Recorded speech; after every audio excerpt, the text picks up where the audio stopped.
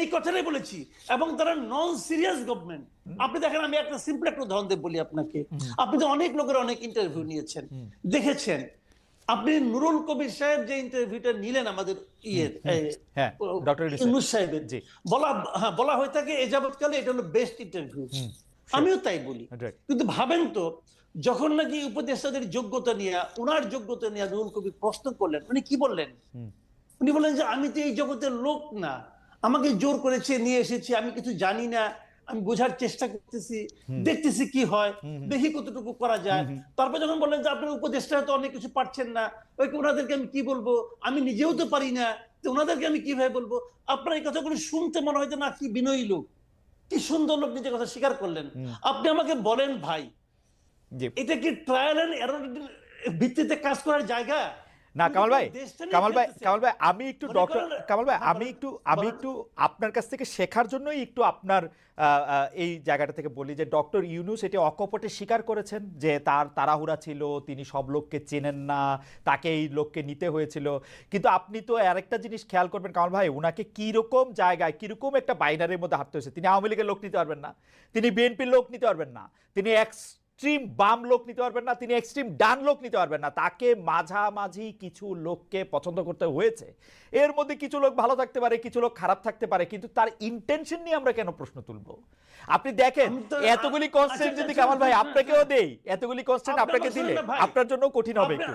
আমি বলি আপনাকে, শুনুন, আপনি চমৎকার প্রশ্ন করেছেন। ইন্টেনশন অবশ্যই ইম্পর্টেন্ট। আপনি একটা ভালো ইন্টেনশন নিয়ে একটা খড়ের গাদায় একটা মেসের কাঠি জ্বালাই দেন, জ্বলবে না আগুনটা ভাই? জ্বলবে। ইন্টেনশনে কিন্তু আগুন নিভাবে না, রাইট। ইন্টেনশনে কিন্তু তাপ কমাবে না, রাইট। সেই তাপটা তো আমার গায়ে লাগতেছে। আপনি শুনেন, সারল্য, ভদ্রতা, নম্রতা, এটা কিন্তু যোগ্যতার বহিঃপ্রকাশ নয়। আপনি একটা যুদ্ধে নেমেছেন, ইটস এন ওয়ার, আপনি সেই যুদ্ধে আপনি পারছেন না রে ভাই। আপনি বলছেন যে আমি দেখি ট্রায়াল এন্ড এরর বেসিসে। শুনেন, আপনার সামনে দিকে তার ছিল, খোলা তার, একজন আপনাকে বললো ভাই তারটার মধ্যে কি ইলেকট্রিসিটি আছে? আপনি বলেন যে ঠিক আছে, হাত দিয়ে দেখি তো ইলেকট্রিসিটি আছে কিনা। আপনি কি হাত দিয়ে দেখবেন? আপনি যদি হাত দিয়ে দেখেন, যদি থাকে তাহলে এটা ধরবো না, তো ধরলে তো আপনি মরেই যাবেন না ভাই। কিন্তু আপনি তো পুরো জাতিকে সঙ্গে নিয়ে হাত দিচ্ছেন। না এটা কিন্তু ব্যক্তিগত চাওয়া পাওয়ার বিষয় না। আমি আপনাকে বলি, শুনেন, প্রত্যেকটা ক্ষেত্রে এই ঘটনাগুলো ঘটছে। তো আপনি কোন ক্ষেত্রে আপনি বলেন? আপনি জীবনে অনেকদিন সাংবাদিকতা, আপনি বলেন তো, অর্থ বছরের মাঝামাঝি আইসা শতাধিক পণ্য এবং সেবার উপর আপনি ভ্যাট এবং সম্পর্ক শুল্ক জারি করছেন, কার সঙ্গে আলাপ করে করছেন? ওকে, আপনি কার সঙ্গে আলাপ করে করেছেন? আমি একটু আগের থেকে আসি কারণ ভাই, সেইটা হচ্ছে যে আপনি বলতেছেন যে এটা একটা যুদ্ধ, কিন্তু আমি তো দেখতেছি সেইটা হচ্ছে যে তিনি আসছেন শান্তিরক্ষা মিশনে। আমাদের শান্তিরক্ষা মিশন আর্মির যখন আফ্রিকায় যায়, তারা যুদ্ধ করতে চায় না, তারা শান্তিটা বজায় রাখতে চায়। তাদেরকে তো একটা নিরপেক্ষ জায়গা, ডক্টর ইউনূস যুদ্ধ করতে আসেন না। আচ্ছা, খুব ভালো, আপনি চমৎকার উদাহরণ দিচ্ছেন। আমি এই চমৎকার উদাহরণ দিচ্ছি, একটা মন্দ উদাহরণ দিই আপনাকে। যে শান্তিরক্ষা মিশনের সমস্ত মসজিদের ইমাম এবং পাদ্রীদের না পাঠায় সেনাবাহিনীকে পাঠায় কেন ভাই?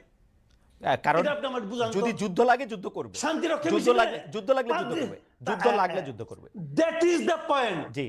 That is the point. যুদ্ধ তো লেগে আছে সারা দেশে। মানুষকে জিজ্ঞাসা করেন না তার পকেটে কি যুদ্ধ লাগছে কিনা, বাজারে যে দেখেন না যুদ্ধ লাগছে কিনা, যুদ্ধ লেগে আছে না। কিন্তু কামাল ভাই, আপনি এর আগেরটা না বললে কেমনে হবে? 15 বছর আওয়ামী লীগের দুঃশাসন, তার আগ পর্যন্ত বিভিন্ন প্রতিষ্ঠান ধ্বংস হওয়া, পুরা 2024-এর এপ্রিল মাস থেকে একের পর এক আন্দোলন, নানা ধরনের বিষয়াদি, জুলাই আগস্টে কোনো কিছু কাজ না করা, এগুলি আপনি দ্রব্যমূল্যের জন্য একটুক সাফার আমরা করব না, একটুক আমরা দিব না? মানে আমি এর আগে যে দেশটাতে থাকতাম জার্মানিতে, তারা তো 15 বছর ডাস্টবিনে খাবার খায় দেশটারে ঠিক করলো। ওকে, তাহলে আপনি প্রত্যেকটা বাজারের আশেপাশে 20-30 টাকা ডাস্টবিন রাখেন। না না বাজার পারছো না, এখান থেকে নিয়ে যাও।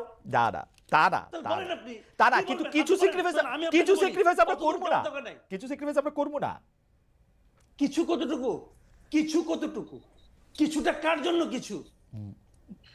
কিছু? যে বাণিজ্য মন্ত্রী দায়িত্ব নেওয়ার 1 মাসের মাথায় সয়াবিন তেলের দাম ওই সিন্ডিকেটের স্বার্থে 8 টাকা বাড়ায় দেয়, তার কিছু? নাকি যে লোক 1 লিটার তেল কিনতে যে 3 বার পকেটে টাকা গুনে, তার জন্য কিছু? আপনি কার কথা বলতেছেন রে ভাই? সাধারণ মানুষ, এই দেশের মানুষের, আপনার একজন উপদেষ্টা এই যে আলী ইমাম মজুমদার, সে বলতেছে জিনিসপত্রের দাম বেড়েছে কিন্তু মানুষের কষ্ট হবে না। ওই লোক কষ্টের কি বুঝে? আপনি আমাকে বলেন ওই লোক সাধারণ মানুষের কষ্টের কি বুঝে? বেতন বাড়বে না, চাকরিচ্যুত হবেন আপনি, জিনিসপত্রের দাম বাড়বে কিন্তু আপনার কষ্ট হবে না। এটা কি ভাই জুয়ে আছেন, ম্যাজিক নাকি? এটা কি ম্যাজিক? ওকে, আমি কামাল ভাই, আমি কামাল ভাই আপনার কামাল ভাই আমি আপনার বক্তব্যের সাথে দ্বিমত এই পর্যায়ে করছি না, কিন্তু প্রশ্নটা করে রাখি। হ্যাঁ, না প্রশ্নটা আমি করে রাখি কারণ ভাই আপনার চোখে, আমি বরং বাকের ফ্যান, আমি বরং আরেকটা প্রশ্ন করি। জি জি, আমি বাকের একটা কথায় আমার একটু মনে হলো এই প্রশ্নটা আমার করা দরকার। জি জি প্লিজ। খালি নাহিদের এই যে নাহিদ ইসলাম যে আপনার যে স্ট্যাটাসটা দিয়েছেন, এই স্ট্যাটাসটা আপনি তো ওনাকে পড়ে শুনাইলেন। আমি যদি এই প্রশ্নটা করি, আপনি আমার বাকেরকেও প্রশ্নটা করতে পারেন, বাকি নিজেও জবাব দিতে পারে। আমি যদি বলি যে নাহিদ ইসলাম যে অভিযোগটা করেছে যে এটার মাধ্যমে বিএনপি 111 কে ইনভাইট করতেছে, আমি যদি বলি এই স্ট্যাটাসের মাধ্যমে নাহিদ ইসলাম হিমসেলফ 111 কে ইনভাইট করতেছে, ওকে, আমি যদি এই কথাটা বলি, ওকে ওকে, এই কথা, কারণ এই স্ট্যাটাসের মাধ্যমে সে তো আর্মিকে একটা পার্টি বানিয়ে ফেলেছে। একজন উপদেষ্টার পদে থেকে উনি এটা করতে পারেন? এটা কোনো সেন্সিবল কাজটা করেছেন না। ওকে, আমরা আমরা আমরা কামাল ভাইয়ের প্রশ্নটার জন্য জনাব বাকের মজুমদারকে, এটা যদি বাকের মজুমদার কিছু বলেন, আমরা এটা একটু আহ্বান জানাই। জনাব মজুমদার আমাকে 10টা সেকেন্ড একটু টাইম দিবেন। আমরা একটু দর্শকের কাছে জানতে পেরেছিলাম, মানে প্রশ্ন করেছিলাম যে সময় দিতে পারবেন না বলে জুলাই শহীদ স্মৃতি ফাউন্ডেশনের দায়িত্ব ছাড়লেন সমন্বয়ক সার্জিস আলম। এই সিদ্ধান্ত সঠিক বলে মনে করেন কিনা? শতকরা 74% দর্শক এই সিদ্ধান্তকে সঠিক বলে মনে করেন, সঠিক না মনে করেন শতকরা 26% দর্শক। 54,000 দর্শকের মধ্যে ভোট দিয়েছেন জনাব বাকের মজুমদার। আপনার কাছে একটু যাচ্ছি, জনাব মাসুদ কামাল ভাই একটি প্রশ্ন আপনার কাছে করেছেন যে এই ইনভাইটটা 111 এর মতো একটা সরকারের ইনভাইট কি আসলে জনাব নাহিদ ইসলামী দিচ্ছেন কিনা? জনাব মজুমদার, এখানে এখানে জনাব মাসুদ কামাল ভাই যে খুব সহজে নাহিদ ভাইকে একটা প্রশ্ন করে দিলেন, একটা এখানে কোশ্চেন রেখে গেলেন যে 111 এর সরকারের ইঙ্গিত কি নাহিদ ভাই নিজে দিচ্ছে কিনা বা নিজে ইনভাইট করছে কিনা। তো এখানে আমি পাল্টা জানতে চাই, বা আমার যে পয়েন্টটা সেটা হচ্ছে যে এখানে নাহিদ ভাই কিন্তু খুব স্পষ্টভাবে তার ব্যাকগ্রাউন্ড উল্লেখ করেছে, আসলে কোন অর্থে আসলে বিএনপি 111 কে ইনভাইট করছে, কিন্তু নাহিদ ভাই খুব তার ব্যাখ্যা করে দিয়েছেন কোন অর্থে কি হচ্ছে। উনি কিন্তু ব্যাকগ্রাউন্ড টেনেছে, পরবর্তী ঘটনাক্রম বলেছে। তো আমি মাসুদ কামাল ভাইয়ের কাছে প্রশ্ন করেছি, উনি আসলে কোন প্রেক্ষাপট বা কোন ব্যাকগ্রাউন্ড দেখে আসলে নাহিদ ভাইকে এমন প্রশ্ন করতে যাচ্ছেন। ওকে ওকে ওকে, কামাল ভাই নিশ্চয়ই বলবেন। আমি একটু বোঝার জন্য, জনাব মজুমদার, আসলে আপনাদেরকে প্রশ্ন করা, আপনারা এত বেশি জনপ্রিয়, আপনাদেরকে প্রশ্ন করা এখন একটা, কারণ আমার ফ্লাডেড হয়ে যাচ্ছে যে আমি আপনাকে আসলে ঠিকমতো প্রশ্ন করছি কি করছি না সেটা নিয়ে। আমি শুধু বোঝার জন্য বলতেছি। আমি আবার পড়ি জনাব নাহিদ ইসলামকে। জনাব নাহিদ ইসলাম বলেছেন যে আমরা চেয়েছিলাম ফেসিবাদ বিরোধী রাজনৈতিক দলগুলো ও নাগরিক সমাজের সমন্বয়ে একটা জাতীয় সরকার। তারপরে তিনি বলছেন জাতীয় সরকার হলে ছাত্রদের হয়তো সরকারে আসার প্রয়োজন হতো না। মানে রাজনৈতিক দলগুলো নাগরিক সমাজের সমন্বয়ে একটা জাতীয় সরকার, সেটা আপনারা কাকে মিন করেছেন? মানে কারা সরকারে আসে নাই? মানে এটা জাতীয় সরকারটা কে? মানে পরের লাইনে আছে জাতীয় সরকার অনেক দিন স্থায়ী হবে এই বিবেচনায় বিএনপি জাতীয় সরকার আসতে রাজি হয় নাই। তো বিএনপি রাজি হয় নাই, তার জন্যই কি আর কোনো রাজনৈতিক দলকে ইনভাইট করা হয় নাই, নাকি বিএনপি রাজি হয় নাই বলেই অন্য কোনো সরকার রাজনৈতিক দলগুলো আসে নাই?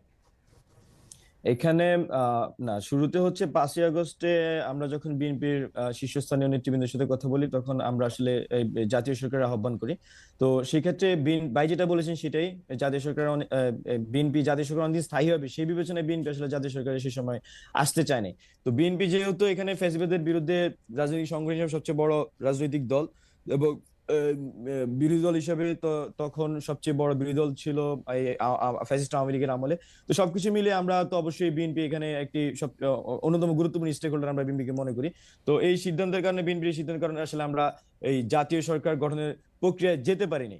আমার কাছে মনে হয় যে আর আপনি যেটা বলেছেন যে অন্যদের, এখানে বিএনপি যদি না আসে আসলে এই জাতীয় সরকারের লেজিটিমেসি নিয়ে আমাদের নিজেদের মধ্যে প্রশ্ন ছিল যে আসলে সবাইকে মিলে যে রাজনৈতিক ঐক্যমতের কথা আমরা বলছি, সেটা যখন বিএনপি এখানে জাতীয় সরকার রাজি হচ্ছে না, সেক্ষেত্রে আসলে আমাদেরকে স্ট্র্যাটেজিক পরবর্তী সিদ্ধান্ত নিতে হয়েছে। আর আরেকটি বিষয় যেটি এখানে ভাই উল্লেখ করেছেন যে নাহিদ ইসলাম উল্লেখ করেছেন জাতীয় সরকার হলে ছাত্রদের হয়তো সরকারে আসার প্রয়োজন হতো না, মানে এটা দ্বারা আমার কাছে মনে হচ্ছে যে এটা খুবই উইলিং আমাদের থেকে প্রপোজাল, যে আসলে আমরা নিজে থেকে যে গভর্নমেন্টে যাওয়ার যে অভিপ্রায় বা আমরা গভর্নমেন্টে যেতে চেয়েছি বিষয়টা এরকম না।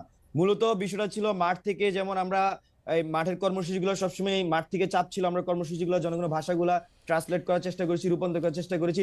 ঠিক একইভাবে 5ই আগস্ট আমাদের উপর এরকম একটা চাপ ছিল যে যাতে গভর্নমেন্টে ছাত্রদের প্রতিনিধিত্ব থাকে। তো সবকিছু এই চাপ কি এখনো আছে জনাব মজুমদার? এই চাপ কি এখনো আছে? মানে এখন আছে বলতে আপনি কোন অর্থে মানে এখনো সরকারে থেকে যাওয়ার চাপ আছে? জনাব নাহিদ ইসলাম, আসিফ মাহমুদরা যাতে সরকারেই থাকেন, মাহফুজ সাহেব যাতে সরকারেই থাকেন, এই চাপ কি এখনো আছে কিনা? সরকারেই থাকেন বলতে বিষয়টা আসলে ক্লিয়ার না। এখানে অন্তর্বর্তীকালীন সরকারে যেহেতু ওনারা উপদেষ্টা হিসেবে দায়িত্ব গ্রহণ এই করেছেন, চাপটা আছে কিনা এখনো? অবশ্যই দায়িত্ব যে সব মূলত আমাদের যে মূল দায়িত্বটা কি, আমি মনে করছি আমাদের এক দফার যে দুটি অঙ্গীকার করা হয়, একটি হচ্ছে যে ফ্যাসিলিটি সিস্টেমের সম্পূর্ণ বিলোপ এবং দ্বিতীয়টি ছিল আমাদের নতুন রাজনৈতিক বন্দোবস্ত, আমি খুবই সরকারি যদি বলি। হ্যাঁ, তো এই দুইটি বাস্তবায়নের প্রেক্ষিতে কিন্তু এই ছাত্রদের এক দফা ঘোষণা এবং পরবর্তী তাদের কার্যক্রম, এখন ছাত্রদের প্রতিনিধি হিসেবে যেহেতু 3জন ছাত্র উপদেষ্টা গভর্নমেন্টে আছেন, আমরা মনে করছি যে গভর্নমেন্টে থেকে তারা মূলত এই গণ অভ্যুত্থানে বা এই আমাদের যে এক দফা ছিল, এই এক দফা বা আমাদের যে জুলাই অভ্যুত্থান, এই জুলাই অভ্যুত্থানের তারা এই দুটি অঙ্গীকার আসলে বাস্তবায়ন করবেন, মানে সর্বসাকুল্যে আমরা মনে করছি। আর জনাব মজুমদার, আমি যে প্রশ্নটা করতে চাইছিলাম সেই প্রশ্নটা হচ্ছে এরকম যে আপনারা তো আসলে জাতীয় সরকার হইলে সব রাজনৈতিক দল এবং মতাদর্শের লোক আসলে ছাত্ররা সরকারে থাকতে চান নাই, যদি আমরা নাহিদ ইসলামের না না বিষয়টা এরকম নাহিদ ভাই, আমার কাছে আমি যদি আবারও পড়ে শুনাই, জাতীয় সরকার হলে ছাত্রদের হয়তো সরকারে আসার প্রয়োজন হতো না, শব্দটা কিন্তু খুবই যে সেন্টেন্স, এখানে অনেক কিছু একসাথে আপনি কিন্তু মিন করতে পারবেন। যে প্রয়োজন হতো না ইট ডাজন্ট মিন যে থাকতে পারতো না, মানে এটা প্রয়োজন হলে থাকতো, যদি মনে করতেছে ওই সময় হয়তো প্রয়োজন হতো না, মানে তার মানে হচ্ছে প্রয়োজন হলেও হইতে পারতো, তাই তো? হতেও পারতো, হতে হলেও। এখনকার অবস্থাটা কি? এখনকার অবস্থাটা কি? এখন কি হয়তো প্রয়োজন আছে? অবশ্যই আমরা মনে করছি এই গভর্নমেন্টে তো অবশ্যই এখানে লেজিটিমেসি আমরা মনে করছি যে একটা বড় লেজিটিমেসি দিচ্ছে হচ্ছে যে আমাদের ছাত্র উপদেষ্টারা, তো সেই ক্ষেত্রে আমরা গভর্নমেন্টের লেজিটিমেসি দিতেছে ছাত্র উপদেষ্টারা। না না, আমি বলছি একটা আমি মনে হয় ওয়ার্ডিং এ ভুল করতে পারি, বাট আমি বোঝানোর চেষ্টা করেছি যে এই গভর্নমেন্টের অন্যতম লেজিটিমেসি হচ্ছে আমরা মনে করছি আমাদের ছাত্র উপদেষ্টারা, যেহেতু ছাত্ররাই আন্দোলনের নেতৃত্ব দিয়েছে এবং তাদের প্রতিনিধিত্ব ছাত্ররাই চেয়েছে, এবং সেই প্রতিনিধি হিসেবে। জনাব মজুমদার, আমি একটু যদি ধীরে বলেন, আমি আপনার এই বক্তব্যটা একটু লিখে নিতে চাই, যে আপনি একটু বলেন তো যে বর্তমান সরকারের অন্যতম লেজিটিমেসি দিচ্ছে আমাদের ছাত্র উপদেষ্টারা। ওকে, ফাইন, ফ্যান্টাস্টিক। আমার প্রশ্ন হচ্ছে সরকারের অন্যতম লেজিটিমেসি দিচ্ছে ছাত্র উপদেষ্টারা। আমি এখন একটা প্রশ্ন আপনাকে করতে চাই যে এই জুলাই আগস্ট আন্দোলনে আপনারা যারা নেতৃত্ব দিয়েছেন, সেই আপনাদের উদ্যোগে বা আপনাদের নেতৃত্বে একটা রাজনৈতিক দল হতে যাচ্ছে, আমরা এরকম শুনতে পাচ্ছি, মানে এটা হবেও। এই দল ঘোষণার আগে যারা ছাত্র উপদেষ্টা তারা কি সেই দলে যোগ দিবেন? তার আগে কি নাহিদ আসিফ, জনাব আসিফ, জনাব মাহফুজ তারা সরকারি পদ ছাড়তে পারেন, নাকি সরকারি দলে থেকেই তারা এটা করবেন? আচ্ছা, আমি প্রথমেই আবার আমার পিছনে যেতে হয়, সেটা হচ্ছে হ্যাঁ আমি বলছি আমাদের এক দফার যে দুটি অঙ্গীকার, আমি আবার উল্লেখ করছি ফ্যাসিলিটি সিস্টেমের সম্পূর্ণ বিলোপ এবং নতুন রাজনৈতিক বন্দোবস্ত। মূলত এই দুটি অঙ্গীকারকে সামনে রেখে বৈষম্য বিরোধী ছাত্র আন্দোলন এই 5 আগস্ট পরবর্তী সময়ে তারা সারা দেশে কাজ করে যাচ্ছে। তো বৈষম্য বিরোধী ছাত্র আন্দোলন থেকে যখন দুইজন সমন্বয়ক ছিলেন যে আমাদের নাহিদ ইসলাম এবং আসিফ মাহমুদ, তারা যখন গভর্নমেন্টে চলে গিয়েছেন তখন তারা কিন্তু গভর্নমেন্টের হয়ে তাদের দায়িত্ব পালন করছেন।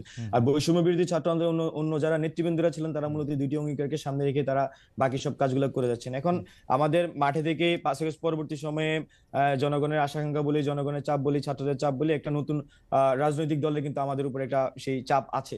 তো এখন আমরা বৈষম্য বিরোধী ছাত্র আন্দোলন, আমি যেটা বলছি আমাদের এক দফা যে দুটি অঙ্গীকার, সেই দুটি অঙ্গীকার বাস্তবায়নের লক্ষ্যে কাজ করে যাচ্ছে।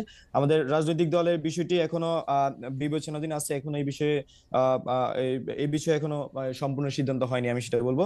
আর আপনি যেটা বলেছেন যে এখানে আমাদের যারা ছাত্র উপদেষ্টারা গভর্নমেন্টে আছেন, আমরা মনে করছি যে ছাত্র উপদেষ্টা যে গভর্নমেন্টে আছেন সেখানে তারা আমাদের ছাত্রদের প্রতিনিধিত্ব করছেন গভর্নমেন্টে, এবং হচ্ছে যে এক দফা দুইটি অঙ্গীকার, সেই দুটি অঙ্গীকার বাস্তবায়নে তারা কিন্তু সেখানে কাজ করে যাচ্ছেন। আর রাজনৈতিক দলের সাথে তাদের নতুন রাজনৈতিক দলের সাথে তাদের যে আপনি যে সম্পর্কের কথা বলছেন যে বা তারা আসবে কিনা, হ্যাঁ, সেই বিষয়টিও আমি মনে করছি যে যারা গভর্নমেন্ট আছে তারা আসলে এই নতুন রাজনৈতিক দলে আসার সুযোগ কম। আর সেক্ষেত্রে যদি তারা কখনো রাজনৈতিক দলে আসতেই পারে, বাংলাদেশের নাগরিক হিসেবে তার রাজনীতি করার অধিকার আছে, সে যদি কখনো রাজনৈতিক দলে আসে অবশ্যই সে গভর্নমেন্টে থাকবে না, সেভাবেই সে আসলে আসলে রাজনৈতিক দলে আসবে। আমি গভর্নমেন্ট বলতে বুঝাচ্ছি ইন্টারিম গভর্নমেন্টকে। জি, যদি রাজনৈতিক দল করে তাদের আসলে গভর্নমেন্টে না থেকেই তারা রাজনৈতিক দল করবে, তাই তো? অবশ্যই অবশ্যই অবশ্যই। জি, আপনাকে আপনাকে আপনাকে অনেক ধন্যবাদ। আমি আমি একটু জনাব মাসুদ কামাল ভাই আপনার কাছে আসি। জনাব মাসুদ কামাল ভাই, অনেকগুলি বিষয় নিয়ে আসলে কথা বলা যায়, আপনি বলেও আসতেছেন, কিন্তু নতুন নতুন বিষয় নিয়ে আপনার কাছ থেকে জানতে এটা একটা সুবিধা। সেটা হচ্ছে যে বর্তমানে যে কথা হচ্ছে মুজিববাদ, জিয়াবাদ। জিয়াবাদ কথাটা আমি জীবনে শুনি নাই। মুজিববাদ কথাটা আমরা ইউনিভার্সিটিতে যখন ছিলাম তখন ছাত্রলীগকে মুজিববাদী ছাত্রলীগ আমরা বলতাম, যারা আমরা ছাত্রলীগ করতাম না তারা। একটু বাইদা ভাই বলে রাখি, আমি অবশ্য ছাত্রদলও করতাম না, এই বাইডারিতে আমাকে ফালানোর দরকার নাই। তো মুজিববাদী এই মুজিববাদ এবং এই জিয়াবাদ, এই ব্যাপারটা কি আসলে, মানে এই এই বাদগুলি কোত্থেকে আসতেছে আপনি এটা খেয়াল আচ্ছা, করেছেন? আমি আমি আমি আপনাকে বলেন, একটা এই ছাত্র যারাগুলি বলেন না, ওনাদেরকে আমি জিজ্ঞাসা করি হ্যাঁ, যে শেখ হাসিনা সরকার তো গত 17 বছর মোটামুটি টানা ছিল, এই সময়ে তারা কখনো শেখ হাসিনার মুখে মুজিববাদ শব্দটাকে শুনেছে কিনা, এটা আমি একটা জানতে চাই। আমি মনে করতে পারি না। জিয়া রহমানের সরকার, জিয়া রহমানের দল অনেক দিন ধরে রাজনীতি করেন। এই জিয়া রহমানের কোন একজন কর্মীর মুখে, নেতাবাদ দেন, কোন একজন কর্মীর মুখে এত বছরে কেউ কখনো জিয়াবাদ শব্দটা শুনেছে না, কিনা? জিয়াবাদটা তো নগদ এই মনে পড়তেছে না, বিষয়গুলো- কিন্তু কিন্তু আপনি এটা ঠিক কইছেন। মুজিববাদ শব্দটা না কইলে হাসিনা তো বছরের নাম দিয়ে দিছিল মুজিবীয় বর্ষ, জায়গার জোনের নাম দিয়ে কোনো দিছিল, সমস্যা নাই। আমি সব আমি কিছুই আমি তো। ওগুলিকে প্রশংসা করছি না। জি। আমি বলছি জানেন, হ্যাঁ। এগুলো বলার জন্য আমাদের এই পাটোয়ারি সাহেব এখন আমাদের জ্ঞান দিচ্ছেন। হ্যাঁ, আজকে দেখলাম পাটোয়ারি সাহেব বলতেছেন মুজিববাদ, জিয়াবাদ জিয়াবাদ হবে না, অন্য বাদ। কি বাদ হবে ভাই? আপনার বাদটা কি? পাটোয়ারি বাদ? বাদটা কি রে ভাই? বুঝান না আপনি আমাকে জিনিসটা। বাদের কথাটা আসে করে, বাদ তো বাদ, বাদ তো সব বাদ। বাদই বাদ। না, উনি বাদ যেটা দিয়ে তো উনি আলোচনা যেটা করবো উনি না। যেটা বুঝাতে এই চেয়েছে বাদ কামাল আপনি ভাই, create- কামাল ভাই, আমি যেটা হ্যাঁ, বুঝছি, জনাব বলেন। পাটোয়ারি যেটা বুঝাতে চেয়েছে, আপনি যে এখন উনাদেরকে সমালোচনা কইরা আপনার সমালোচনার ফসল বিএনপির ঘরে উঠতেছে, সেইটাতে আমরা এটা পছন্দ করতেছি না। আপনি বিএনপিরও সমালোচনা তাহলে করেন। ওনার ঘরে উঠলে উনি পছন্দ করতেন? আমার ওকে ফাইন। কার ঘরে উঠবে আমি জানি না। হ্যাঁ। উনি কি চান যে আমি সমালোচনা করে ওনার ঘরে আমার ফসল উঠাই দেই? হ্যাঁ, উনারা তো ওনাকে তো আমার আজগুবি লোক মনে হয়। কে- ওনাকে তো আমার আজগুবি লোক মনে হয়। কারণ আপনি উনি কোথা থেকে মুজিববাদ নিয়ে আসলেন, কোথা থেকে জিয়াবাদ নিয়ে আসলেন? যে লোক জিয়াবাদ ক্রিয়েট করতে পারেন তার ঘরে উঠা উচিত। উনি কোথায় আসে এত যে কথা বলেন ভাই, এগুলো বলতে চাই না। সিম্পল, মানে বিষয়গুলো হলো জানেন, এগুলো বলে আমরা সবসময় বলি একটা কথা, আমি বলি সবসময় যে ভাই আমরা একটা ঐক্যবদ্ধ জাতি চাই। আমি আগে বহুদিন ধরে একই কথা বলতেছি যে বিভক্ত জাতি কখনো অগ্রসর হতে পারে না। শেখ হাসিনা এই 17টা বছর ধরে এই এক আকাম করে গেছেন, জাতিকে উনি ভাগ করতে চেয়েছেন চেতনার নামে, মুক্তিযুদ্ধের নামে, ওনার পিতার নামে দেশটাকে ভাগ করার চেষ্টা করছেন। জিয়াউর রহমানের মতো একজন সেক্টর কমান্ডারকে বলে কি উনি পাকিস্তানের চট ছিলেন। হ্যাঁ, রাইট। আপনারা জামাতে ইসলামকে নিষিদ্ধ করতে চেয়েছেন, জামাতে ইসলামকে উনি দরজা পর্যন্ত, অফিস পর্যন্ত খুলতে দেন নাই। এগুলো তো করেছেন, কেন করেছেন? জাতিটাকে ভাগ করতে চেয়েছেন। ভাবছেন যে ডিভাইড এন্ড রুল, আমি অর্ধেককে ভাগ করে রাখবো, কিছু লোককে দৌড়ের উপর রাখবো, আর বাকিরা আমরা রুল করব। এখনো সেই একই প্রক্রিয়া আমরা দেখতে পাচ্ছি, জাতিকে ডিভাইড করা। মুজিববাদী একদল লোক, একদল জিয়াবাদী লোক, আরেকদল পাটোয়ারিবাদী লোক। ভাই হচ্ছে কি দেশে? তো হচ্ছে নাকি? আমরা না, কিন্তু কামাল ভাই, আপনি চান কি? আপনি চান কি জুলাই আগস্টের মতো এরকম একটা রক্তক্ষয়ী এরকম একটা জিনিসের পরে, 15 বছর পরে শেখ হাসিনার এরকম জগদ্দল পাথরের মতো চাইপা থাকার পরে, একটা দেশ ক্ষমতায় থাকার পরে আমরা ওই বাইনারি দেখবো যে একবার ইলেকশন হবে বিএনপি জিতবে, আরেকবার ইলেকশন হবে বিএনপির বিরোধী যারা আছে তারা জিতবে, ওইটার মধ্যেই থাকবে। আমরা কোনো ধরনের কোনো পরিবর্তন, গুণগত মানগত কিচ্ছু পরিবর্তন আমরা চাইবো না, কিচ্ছু পরিবর্তন আমরা দেখবো না। না, আপনি আমাকে বলেন তো ভাই, নির্বাচন ছাড়া আপনি পরিবর্তনটা কেমনে করবেন? নির্বাচনটা পরিবর্তন করব এই যে ইউনূস সাহেবের মতো ভালো ভালো উপদেষ্টা, তারপরে যে ছাত্রদের মতো ভালো ভালো লোকরা ক্ষমতায় থেকে থেকে গুণগত মান পরিবর্তন আনবে। তারা সৎ লোক, তারা সততা দিয়ে মানুষকে বুঝাবে। পলিটিক্যাল পার্টিদের তো আমরা দেখছি তারা খারাপ। তাহলে আপনি চাচ্ছেন অরাজনীতিকরণ, বিরাজনীতিকরণ? না, রাজনীতি হবে পরে, ওরা যখন রাজনৈতিক দল করবে, ওরা যখন রাজনৈতিক দল করে আসবে তারপরে হবে রাজনীতি। আপনার কথা বটম লাইন তো ওইটাই, রাজনৈতিক দলগুলো সব খারাপ, রাজনৈতিক দল দরকার নাই, আমরা অরাজনৈতিক দল আনবো, তারা কারো কাছে কোনো জবাবদিহি করবে না, ওদের যখন ইচ্ছা হবে ভ্যাট বাড়াই দিবে, যখন ইচ্ছা হবে বই দিবে, যখন বলবে যে বই কবে দিবেন বলতে পারবো না বই কবে দিব। আজকে আমরা দেখলাম যে বইয়ের ট্রাক ধরা পড়তেছে। কেন ট্রাক ধরা পড়তেছে? এটাকে আগে শুনছি, কেন শুনি নাই? যদি বই আপনি ঠিক মতো দিতে পারেন তাহলে তো বইয়ের ট্রাক এনে বাংলা বাজারে এনে বিক্রি করার দরকার পড়ে না। শিক্ষা উপদেষ্টাকে জিজ্ঞাসা করে যে ভাই আপনি কবে বই দিবেন?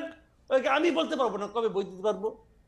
যে দেশের শিক্ষা উপদেষ্টা বলে যে কবে নাগাদ বই যাবে উনি জানেন না, তারপরে উনি কেমন ব্যক্তিত্বের মানুষ, কেমন লজ্জাহীন মানুষ, তারপরে উনি শিক্ষা উপদেষ্টা থাকেন? আপনি আমাকে বলেন রে ভাই, এদেরকে আমার যোগ্য বলতে হবে? ভাই আপনি আমাকে শুনেন, উনাদেরকে আমি খুব ভালোবাসি, কোনো সন্দেহ না, আমি খুব ভালোবাসি। আপনার ভালোবাসাটা একটু একটু একটু একটু কঠিন ভালোবাসা। আপনি আমাকে বলেন, আপনি হ্যাঁ, আমি তার চেয়েও ভালোবাসি আমার সন্তানকে, নিজের সন্তানকে। না, আমার পুত্র প্রায়ই বলে যে বাবা গাড়ি চালানো শিখবো আমি, ওর তো গাড়ি চালানোর বয়স হয় নাই, অথবা বুড়া হয়ে গেছে কিছু একটা। এখন আমি একটা গাড়ি কিনলাম, বললাম যে যাক আমার ছেলে গাড়ি চালাতে চায়, খুব ভালোবাসি, বাবা তুই চালা। আমরা পরিবার নিয়ে বসলাম, কি লাভ হবে? ওই পোলা মরবে, আমরা পুরো সপরিবার মরবো, গাড়িও নষ্ট হবে। ঘটনা দিতেই হবে রে ভাই। অযোগ্য লোকের হাতে গুরুত্বপূর্ণ দায়িত্ব দিলে ঘটনা এরকমই হবে। যোগ্যতা এবং অযোগ্যতা একটা বিষয় আছে, কিন্তু ভালো মানুষ দিয়ে যোগ্যতা ওদের নির্ধারিত হতো তাহলে বাংলাদেশের সব মসজিদের ইমাম আইন আপনি বানাই দিতেন। না না কামাল ভাই, কামাল ভাই আপনি যোগ্য মানুষের কথা বলতেছেন, ভালো মানুষের কথা বলতেছেন, কিন্তু আমার খুব জানতে ইচ্ছে করতেছে আপনি কিসের সাপেক্ষে তুলনাটা করতেছেন? আমাদের 53 বছর বয়সে সাপেক্ষটা কি? মানে কারে আপনি ভালো মানুষ দেখে এদেরকে আপনি খারাপ মানুষ বলতেছেন, কারে আপনি ভালো অ্যাডমিনিস্ট্রেটর দেখে এদেরকে খারাপ অ্যাডমিনিস্ট্রেটর বলতেছেন? আপনি আপনি কি জাহিদ মালিকের সাথে তুলনায় বর্তমান স্বাস্থ্য উপদেষ্টারে আপনি খারাপ বলতেছেন? আপনি শুনেন, আপনি যেটা বলছেন সেটা তো এক ধরনের যুক্তি, এবং এটা মনে করেন বাজারে তো যুক্তি আছে, সুযুক্তি আছে, কুযুক্তি আছে, আছে না? এগুলো থাকে, থাকুক, কোনো সমস্যা নেই আমার এটা নিয়ে। বাট আমার কোশ্চেনটা হলো কি, আমার ভালোত্বটা হলো প্রত্যাশার কাছাকাছি কারা আছে। আমি কারোর সঙ্গে কম্পেয়ার করছি না রে ভাই। আমি বাংলাদেশের সঙ্গেও ওই আগে যেরকম সিঙ্গাপুরের সঙ্গে বাংলাদেশে কম্পেয়ার করে মানুষের মধ্যে এক ধরনের স্বপ্ন ঢুকানোর চেষ্টা হইতো, আমি সেই চেষ্টাও করছি না। আমি বলছি যে আমারও তো একটা প্রত্যাশা আছে, এবং আমার প্রত্যাশাটা তো অলৌকিক কোনো প্রত্যাশা না। আমি কিন্তু বলছি না কালকে সব ঠিক হয়ে যাবে। আমি কি প্রত্যাশা করেছিলাম বলেন? দ্রব্যমূল্য বাড়ে কেন? আমরা জেনেছি দুইটা সহজ পদ্ধতি, দুইটা কারণে বাড়ে, চাঁদাবাজির কারণে বাড়ে আর সিন্ডিকেটের কারণে বাড়ে।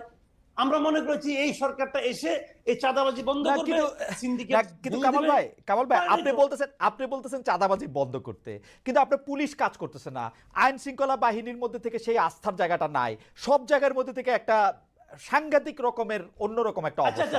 তাহলে আপনি এগুলি ঠিক করে দেবেন? আপনি আমাকে বলেন, এরা যখন দায়িত্ব নিলেন, পুলিশ বাহিনী যে কাজ করছে না, পুলিশ বাহিনীর মধ্যে মনোবল বৃদ্ধি করতে হবে, এটা ওনারা জানতেন না? জানতেন তো, জানতেন। আচ্ছা, তারপরে ওনারা একজনকে স্বরাষ্ট্র উপদেষ্টা বানালেন, সাখাওয়াত সাহেবকে বানালেন। সাখাওয়াত সাহেব দেখলাম 2 দিন দৌড়াদৌড়ি করলো, সাখাওয়াত সাহেব 2 দিন পরে বাদ দিয়ে দিলেন, বাদ দিয়ে আরেকজনকে নিয়ে আসলেন, জেনারেল নিয়ে আসলেন। আগে শুধু ব্রিগেডিয়ার, এবার লেফটেন্যান্ট জেনারেল নিয়ে আসলেন। লেফটেন্যান্ট জেনারেল কি দায়িত্ব নিয়ে বুঝেন নাই উনি কি চাকরি করতে আসছেন নাকি দায়িত্ব নিয়ে আসছেন? ওনার দায়িত্বটা কি? পুলিশ বাহিনীকে মনোবল ফিরিয়ে আনা। আপনি বলেন মনোবল ফিরিয়ে আনার জন্য কি করছেটা কি? পোশাক প্রস্তাব নিয়ে আসছে। পোশাকগুলি দেখছেন পোশাকগুলি কি চেহারা ভাই? এটা কোনো পোশাক হইছে? আর এই পোশাক চেঞ্জ করে মনোবল বাড়াই দিবেন? পোশাক চেঞ্জ করলে মনোবল বাড়ায়? কিছু একটা তো শার্ট পরে আসছে, পাঞ্জাবি পরে আসছে, না কিছু একটা তো করতে হবে, চেষ্টাটা তো আছে। কামাল ভাই আমি আবার আসতেছি আপনার কাছে, আপনার বক্তব্যের কিছু একটা তো করতে, কিছু একটা তো করতে। সবচেয়ে গুরুত্বপূর্ণ মনে করছেন পোশাক পরিবর্তন। আচ্ছা, পোশাক পরিবর্তন সবচেয়ে গুরুত্বপূর্ণ পয়েন্ট, যে কারণ পুলিশের মনোবল ফেরানোর জন্য পোশাক পরিবর্তন ছাড়া আর কিছু দেখে না, তাদেরকে আপনি যোগ্য বলবেন? আর কিছু দেখে না কামাল ভাই, এটা কিন্তু একটু ঠিক হইলো না। তারা তো আর অন্য অনেক কিছু হয়তো দেখতেছে,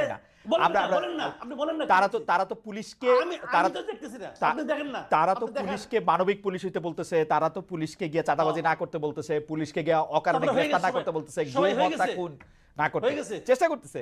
আচ্ছা কামাল ভাই আসতেছে আপনার কাছে।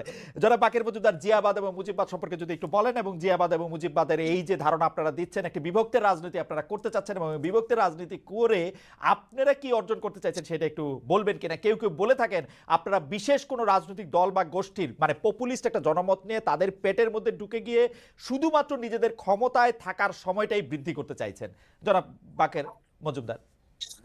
আমি একটু ভাই মাসুদ কামাল ভাইয়ের একটু কথা বলতে চাই। উনি যেটা বলেছেন সিন্ডিকেট নিয়ে, আসলে সিন্ডিকেট দ্রব্যমূল্য ঊর্ধ্বগতি, আমরা যেটা মাঠে থেকে ছাত্ররা অনেক কিছু আমরা অভিজ্ঞতা এখানে দেখেছি, আমাদের অনেক অনেক অনেক ধরনের অভিজ্ঞতা হয়েছে মাঠে। আমরা 5 আগস্ট পরবর্তী সময়ে এখানে দ্রব্যমূল্যের ঊর্ধ্বগতির কারণে আমরা দেখেছি যে বিভিন্ন সিন্ডিকেট যেগুলো আওয়ামী লীগের টাইমে সচল ছিল, তারা পরবর্তী সময়ে এখানে নতুন নতুন রাজনৈতিক বাস্তবতা, মানে নতুন আমি যদি বলি যে কোথাও কোথাও এই বড় রাজনৈতিক সংগঠনগুলোর সহযোগিতা নিয়ে কিন্তু তারা সেই সিন্ডিকেট গুলা চালিয়ে যাচ্ছে।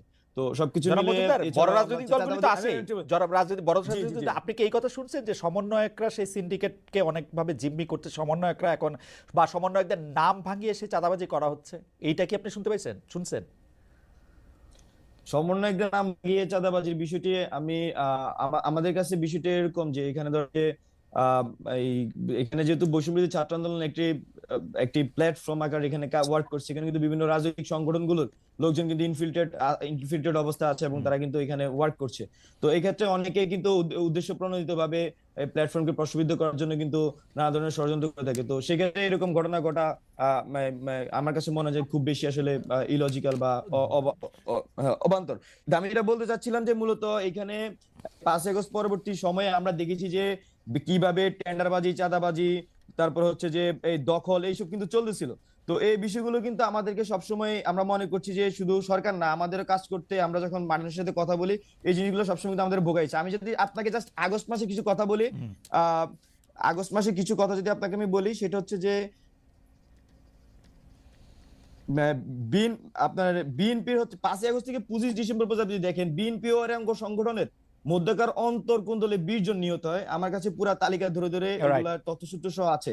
জি, তো এরকম ভাবে আমি আগস্ট মাসে যদি আপনাকে কিছু চাঁদাবাজির তথ্য আমি দেখাই, সরি আমার একটু একটু টাইম নিচ্ছি, আমি কোনো অসুবিধা নেই, আপনি টাইম নেন। আমরা জি জি আমি একটু ওকে, আমরা একটু অনুষ্ঠানের সময় একটু বাড়াবো কামাল ভাই, আপনি যদি অনুমতি দেন একটু আমরা সময় বাড়াবো আজকে, যদি আপনি অনুমতি দেন কামাল ভাই। না না কোনো সমস্যা নেই, কোনো সমস্যা নেই। মজুমদার আমরা একটু বাড়াবো সময় প্লিজ। হ্যাঁ জি, আমি হচ্ছে প্রথম আলোর একটি 22 আগস্ট 2024 একটি খবর পড়ছি। আপনার হেডলাইন হচ্ছে পরিবহনে চাঁদাবাজির হাত বদল আওয়ামী লীগ থেকে বিএনপি। 16 আগস্ট 2024 বিএনপি সাইনবোর্ডে চাঁদা নিয়ন্ত্রণ ও দখলের অভিযোগ। 24 আগস্ট 2024 পরিবহনে চাঁদাবাজি দখলের কর্তৃত্ব হারিয়েছে আওয়ামী লীগ। প্রথম আলো, তারপরে বিবিসি, এরকম একদম আমাদের নাম করা পত্রিকাগুলো নিউজগুলো হচ্ছে এরকম অন্তত 100টা নিউজ আছে শুধু অগাস্ট মাসে। আমি যেটা বলার চেষ্টা করছি, আমি বিএনপি কে এর সংগঠন আকারে আমি বলছি না, বরং হচ্ছে যে তৃণমূল পর্যায় থেকে শুরু করে এখানে আপনার বিভিন্ন সিন্ডিকেট নিয়ন্ত্রণের ক্ষেত্রে কিন্তু আওয়ামী লীগ যখন শুরু যায় নতুন ভাবে এই সিন্ডিকেট গুলো কিন্তু পরিচালনা হচ্ছে এবং সেখানে চাঁদাবাজি হচ্ছে, টেন্ডারবাজি হচ্ছে, অসহযোগিতা হচ্ছে।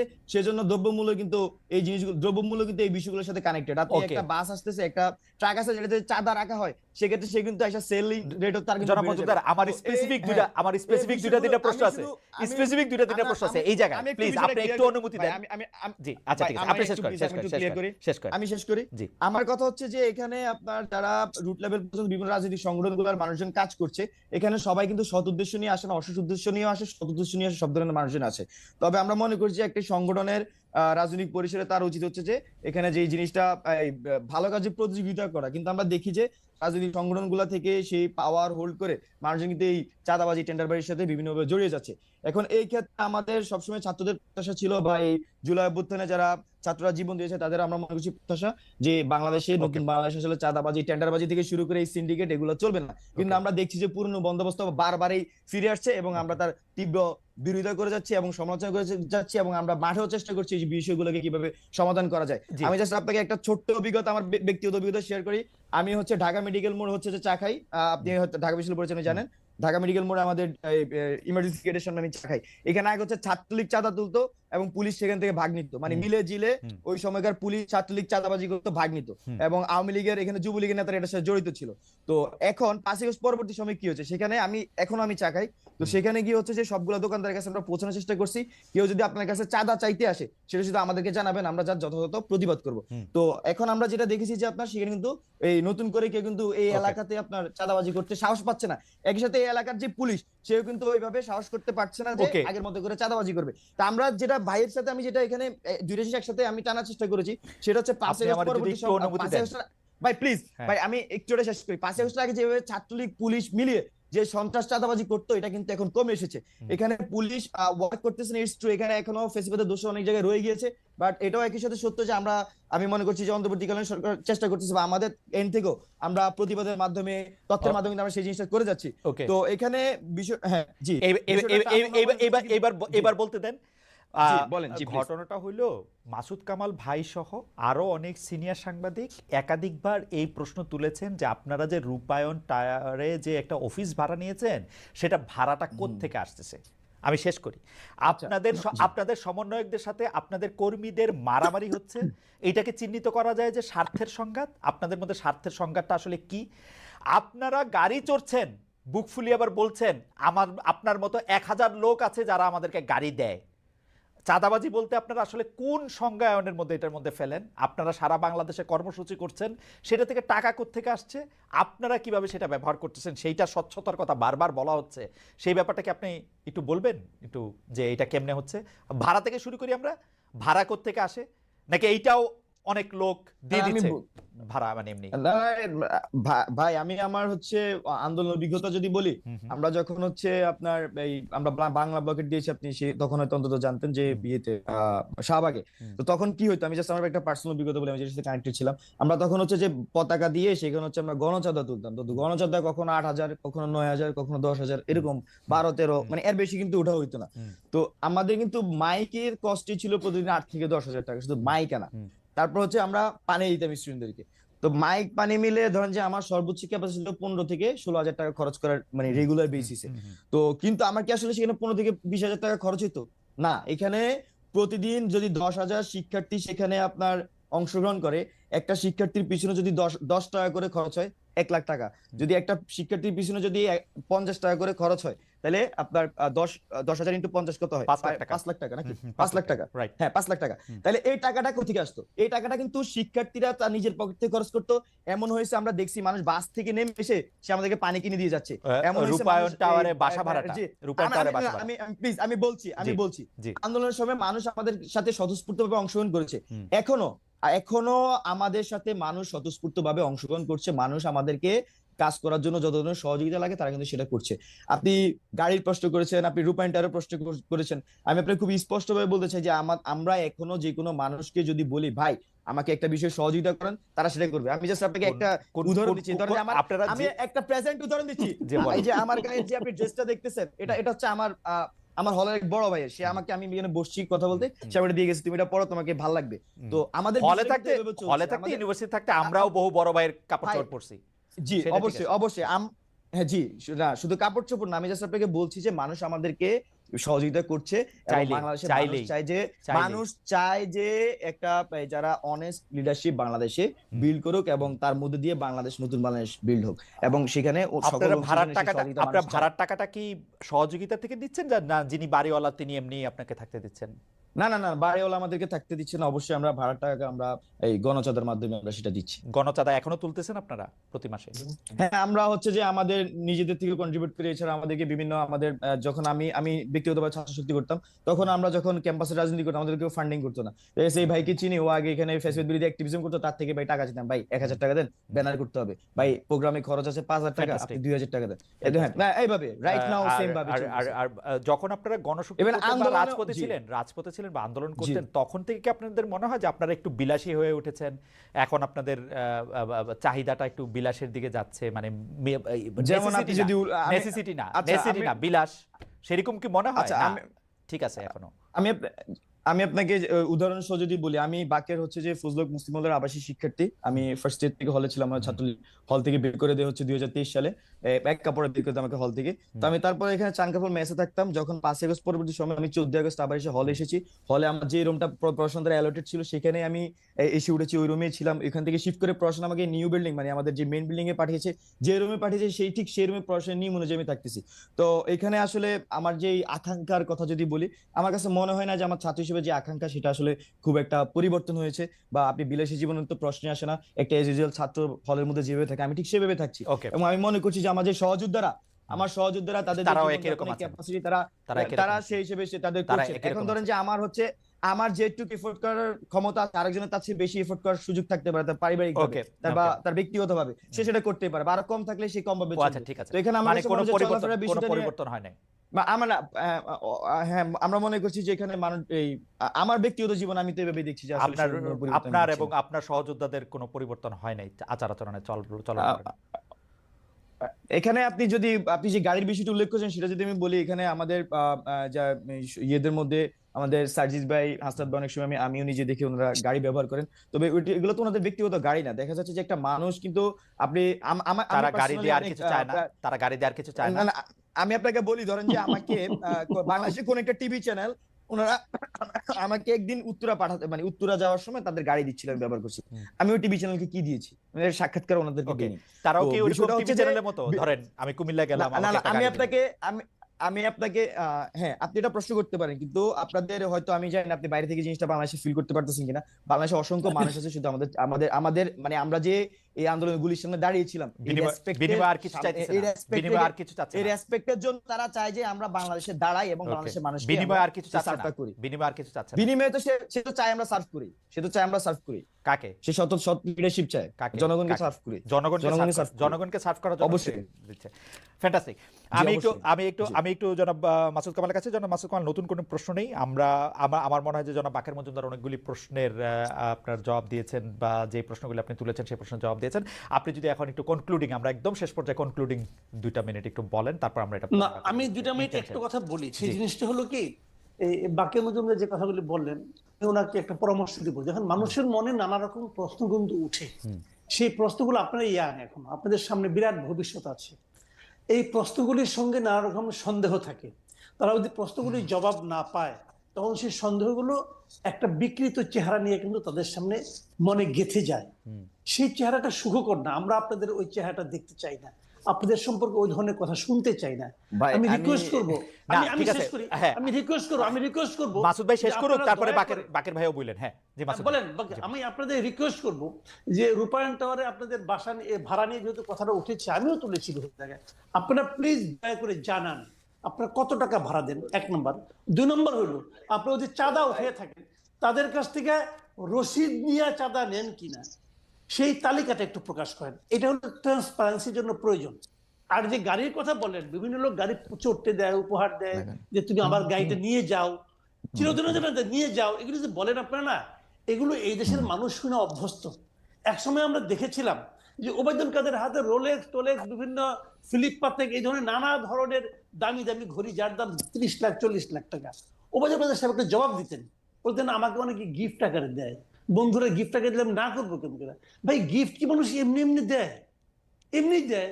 যে দেয় সে কি তার নিজের স্বার্থ আদায়ের জন্য দেয় না? বাংলাদেশের মানুষ এত ভালোবাসা করে, ভাই আমি তো আজকে 2 বছর ধরে চাকরি করি না, আমার তো কেউ ভালোবাসা কিছু দেয় না, ঘটনাটা কি ভাই? ভাই এটা এমনি এমনি দেয়? আচ্ছা, এই আন্দোলনের আগে আপনারা তো অনেকদিন ধরে আন্দোলন করছিলেন, তখনও দিত, ক্ষমতা ধরো আগে দিত। কামাল ভাই আমি ঠিক করছিলাম যে মানে এটা কোনো রকম ইয়া করব না, কিন্তু দর্শকদের মধ্যে কেউ জানতে চাইছেন আপনি কি একইভাবে জনাব তারেক রহমান এত বছর ধরে লন্ডনে কিভাবে থাকছেন সেটা আপনি জিজ্ঞেস করেন। অবশ্যই আমি এই প্রশ্ন আমি এই 5ই আগস্টের আগেও করেছি, 5ই আগস্টের পরেও করেছি।